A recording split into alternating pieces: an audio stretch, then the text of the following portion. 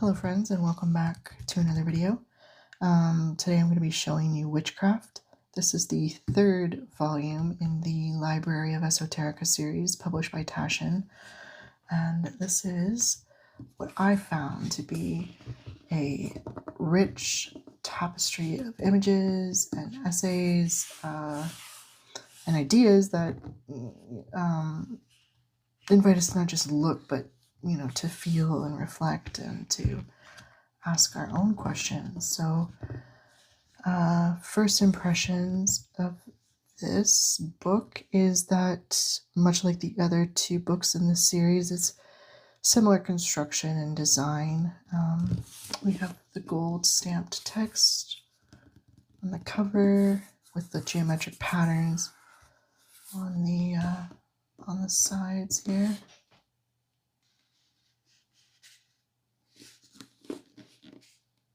And on the spine, and on the back as well. The cover image is very fitting. This is a painting by John William Waterhouse called Circe Invidiosa. This was done, you know what, I'm not actually too sure on the date. I think it was done in the late 1800s. But yeah, this was actually a painting depicting Circe, who is one of the most powerful witches slash goddesses in mythology. And this is based on Ovid's tale in Metamorphoses, where Circe poisons the waters where Scylla bathes, and then thus turning her into a sea monster. So that's what's happening here. We have Circe who's pouring her poison decoction into the waters here. Very fitting. Circe, if you follow Greek mythology at all, was Medea's aunt. So a little tidbit there if you weren't familiar with. And then on the back we have a very interesting painting. This is the Witch's Sabbath, not to be confused by Goya's painting. This is a painting done by Luis Ricardo Falero. Not sure the date of this one as well, but this is depicting Faust's encounter with the world of Satan. This was a vision he had, not a physical experience. Yeah, very, very beautifully done.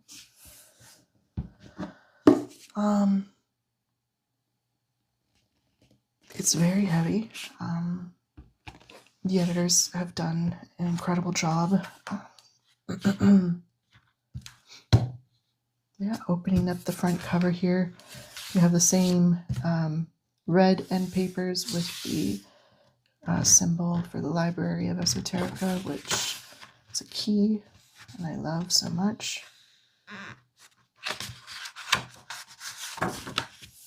Cover page here with the editors, Jessica Hunley and Pam Grossman.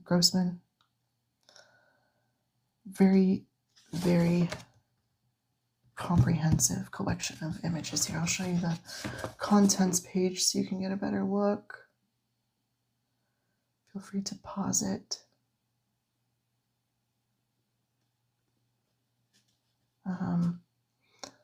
But the structure of this book, literary structure, not the physical structure. It moves between mythic origins, and then persecution era images, and then romantic dreamscapes, and then modern visual art and living practice. And it gives you like multiple entry points to kind of jump in and get a grasp of the topics being discussed. And images are they're vast.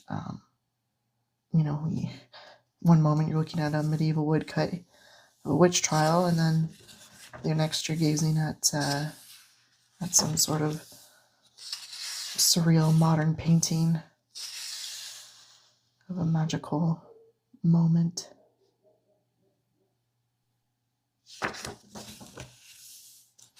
So you really get a sense how the witch begins in liminal spaces, you know, as a goddess, a healer, and an intermediary. And then as you progress, you see how fear and control begin to distort that image. And this book is just a very rich visual journey over the ages. It's primarily an art book. You know, many of these essays, they're good, but they're not complete. It's not comprehensive. It kind of is a dabbling of ideas that kind of encourages you to go and explore for yourself. But the editors have done an amazing job selecting artworks.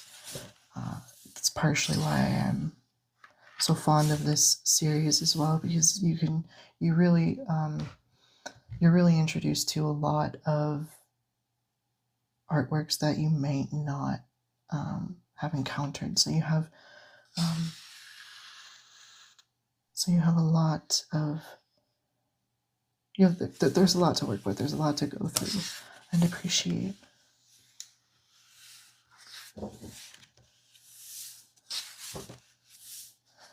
I'm a little hesitant to fully flip through because there's quite a bit of an image by Arthur Rackham. His style is so recognizable.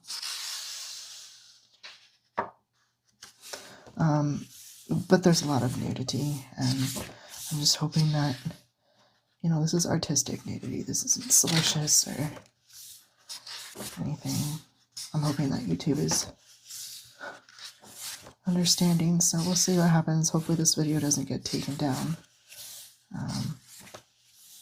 But yeah, actually this is an image from the Calendrier Magique, magical calendar by Manuel Arazi and Austin de Croze. I actually have a reproduction, an authentic, a very good reproduction of this calendar. This was published in like 1895 in Paris, and it was only an edition of 777 copies, so it's quite rare. And I have a very, very good reproduction of this exact calendar.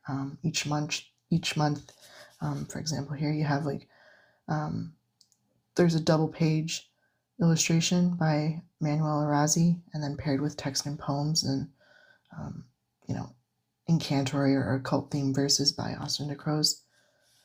Then the pages kind of weave together astrology, phases of the moon, planetary tables, you know, imagery of black magic, witchcraft, occult symbolism.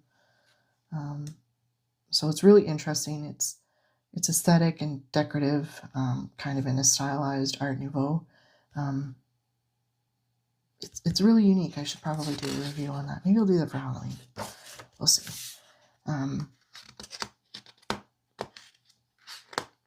But there's just so many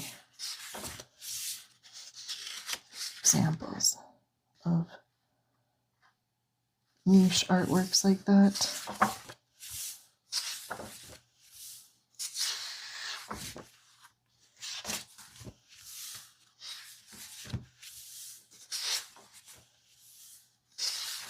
Just trying to quickly flip through here.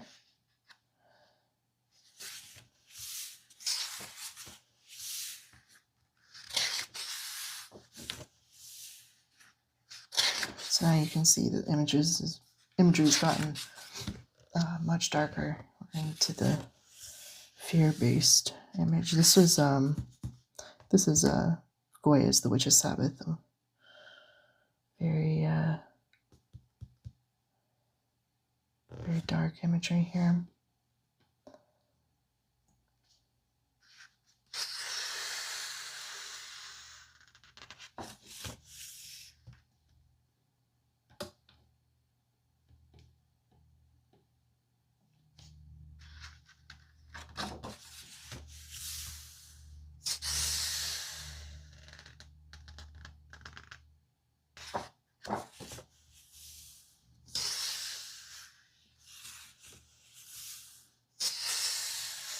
This was the turning of the spokes. It talks about the sacred days and seasons. There's Yule, Bullock, Ostara, Beltane, Letha, Robert Edward Hughes. He's a very I really like Hughes. His images and paintings are very recognizable. Lunacida or Lamas,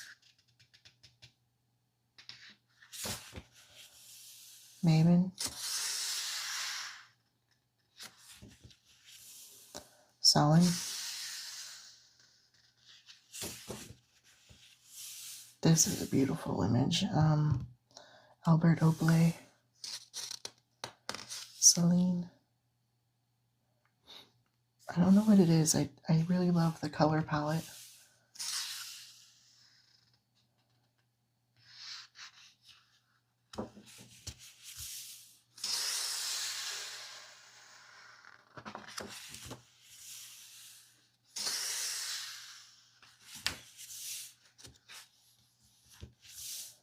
Marina Abramovich. This was Thomas Lips. Very fitting to include her in this as well.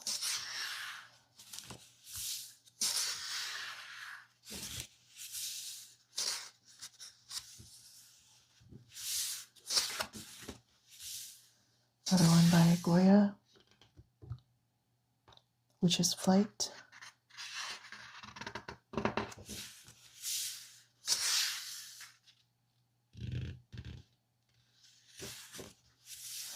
So you can see there's so many different types of artwork. This is another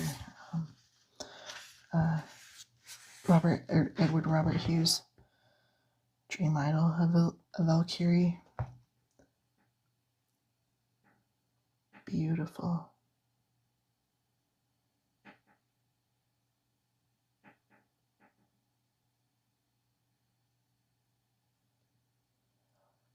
A supernatural female being from Norse mythology surveys the city below before making her grand descent to choose which slain warriors are to be guided into Valhalla. Gorgeous.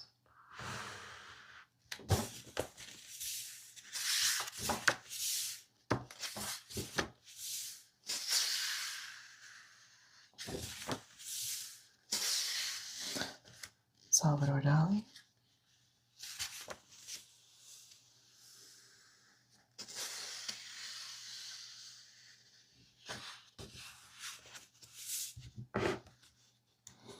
Frank Frazetta, very well-known fantasy illustrator. He was very popular in the 60s, 70s.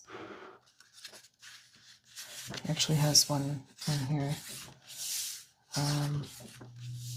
The Sea Witch. It's probably one of my favorite works by him.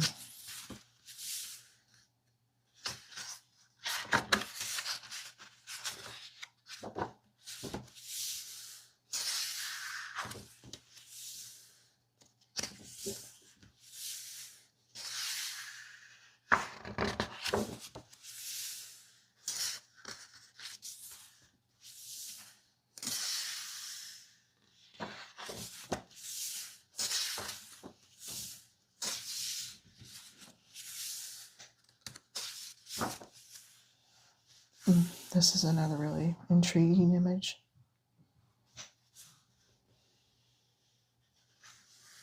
Paul Delaroche, the Young Martyr, France, 1855. The bound and haloed female victim of Delaroche's dark painting was drowned.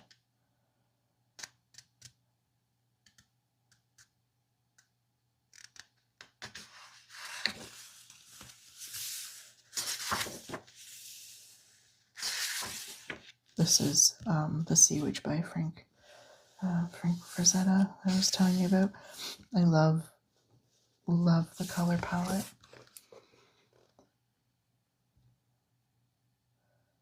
You know, the raw power, the waves, the storm.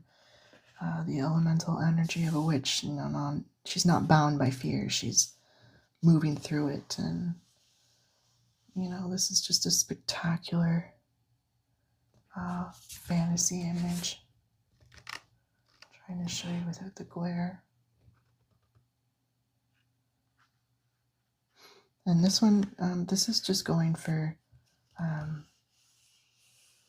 like visceral drama. It's not so much subtle symbolism. It's the wild sea, the witch figure is commanding it. The monstrous sea creatures here, and it's combining eroticism and power and danger and the exotic and mythic all in one image. It's really, really great.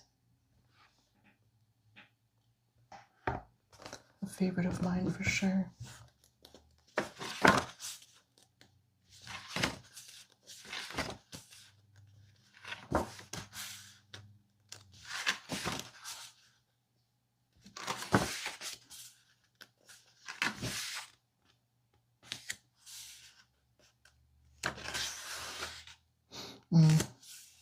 This is one of my favorite. This is another one by John William Waterhouse.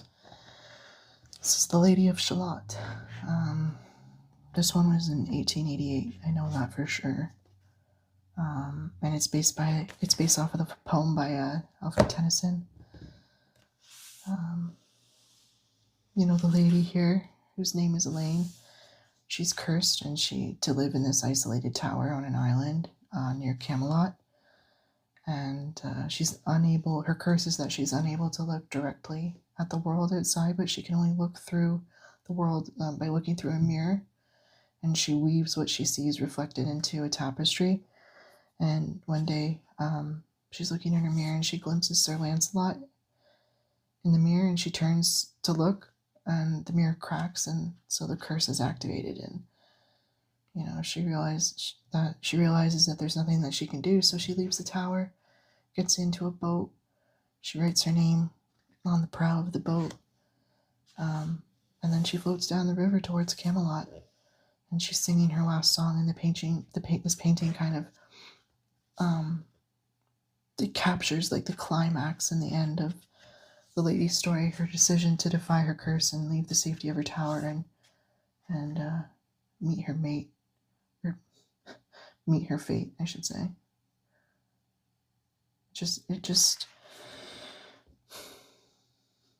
It blends beauty and sorrow and inevitability all in one image.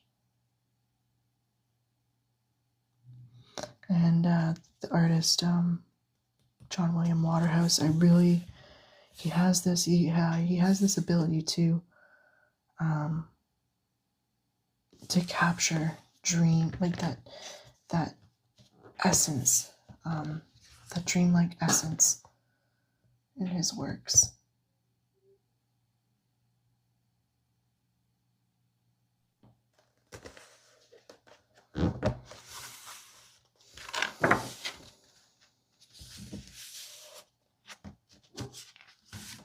And you could spend a lot of time flipping through this book. I'm just quickly flipping through it. I'd love to show you each image, but I would encourage you to pick up a copy for yourself so that you can enjoy it, because my simple little flip through is just not doing it justice. It's just giving you a glimpse.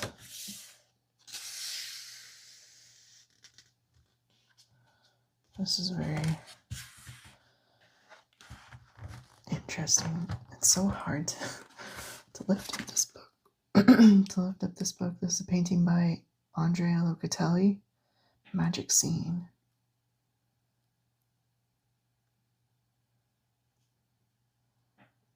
Dark and disturbing. To call upon the spirits of the dead through incantation, a man draws in magical symbols in the dirt while surrounded by skulls, flying demons, goats, and cadavers.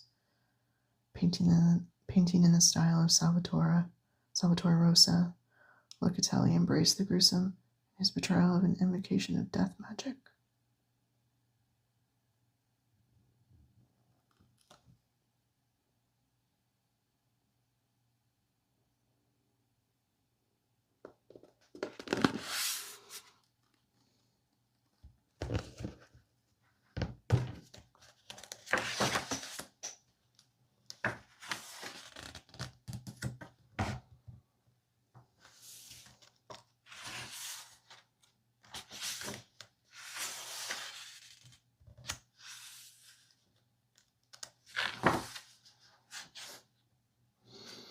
Dorothea Tanning the Witch. I actually did, when I was in art school, I did a project based on this image myself, so I really love it. It's very interesting, surreal.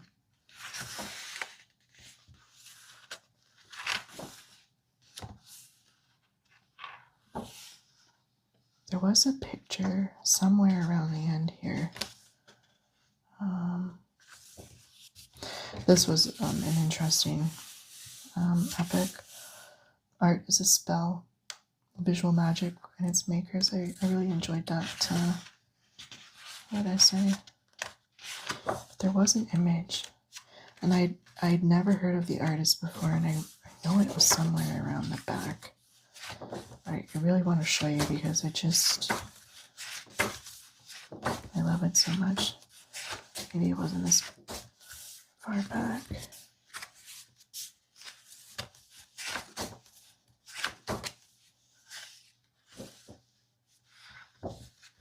Oh, right here.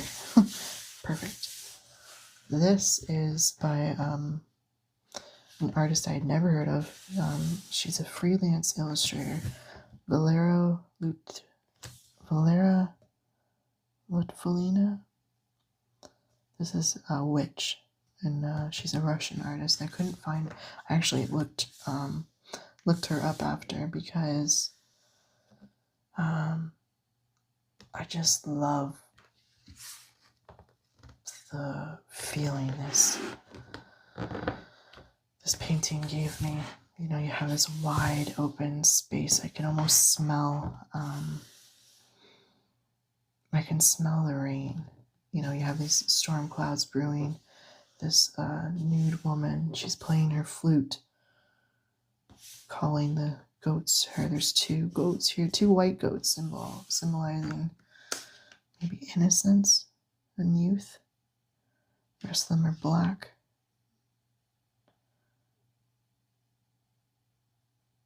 You have like these wildflowers. I love the feel of this image, this wide open space, this connection to nature where, you know, there's nobody around. It's just her, and the animals, and nature. Yeah, art is so subjective, so maybe you won't enjoy it as much as I did, but I really did like it. Yeah, you know, I really like the visual richness of this book. The reproductions, as you can see, they're very high quality, and the imagery is evocative, and you know, the breadth of the work is, you know, there's from ancient to modern,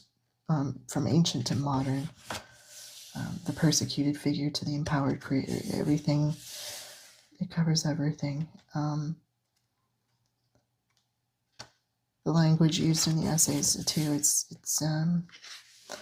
you know, it doesn't shy away from introspective or poetic phrasing. So it kind of, you know, it's a little bit fun to read. But you know, having said that, because it covers so many different topics, some sections they feel like sketches rather than deep dives, but you know, I've already mentioned that. So if you're looking for something intensely specialized, you know, say on one witch trial or one tradition, you know, you're gonna have to supplement that knowledge because it's just not here. And you know, some non-Western traditions are mentioned, but you know, in my view, they could have been more deeply integrated.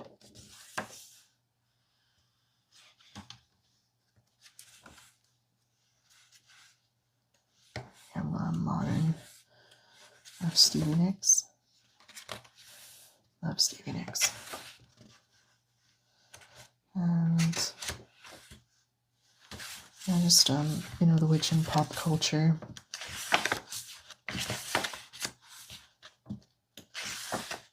And the bibliography. So, in summation, if you're interested in art or myth, magic. This is a book that, you know, you would want to pick up. It's more than a catalog. It invites you to see how witchcraft is a metaphor, you know, an aesthetic, a movement of consciousness. In our era, you know, where words like witch are being reclaimed and reconceived and reshaped, this book tracks that shift. And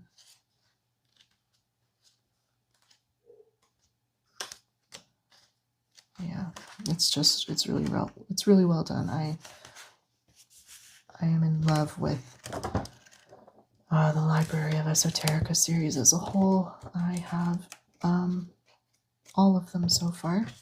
This is just the third. There's 3 more now. But yeah, you know, this is a sumptuous, thoughtful invitation. It asks, you know, what if the witch is not just the other, but the mirror? You know, what if she's the artist, the visionary, the transformer?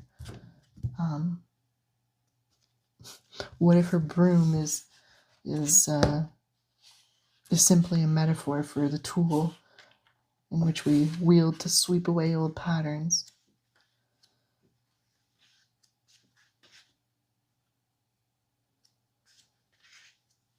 Yeah, it's historical, speculative, art-rich, and conceptually open. So if you pick it up, you know, take some time, really go through it, and ask yourself, you know, which transformations are you ready to make? Not to be cheesy or melodramatic, but yeah, some very interesting alchemical topics, concepts discussed in this book. So thoroughly enjoyed it. If you're interested in anything witchcraft or art related, definitely get yourself a copy. You will not be disappointed, I can guarantee you that. But that is going to do it for this video. As always, thank you so much for watching. If there's any books that you would like me to review or you think I would like, leave recommendations in the comments and I will certainly check them out. But thanks for watching, and I will see you in the next video. Take care.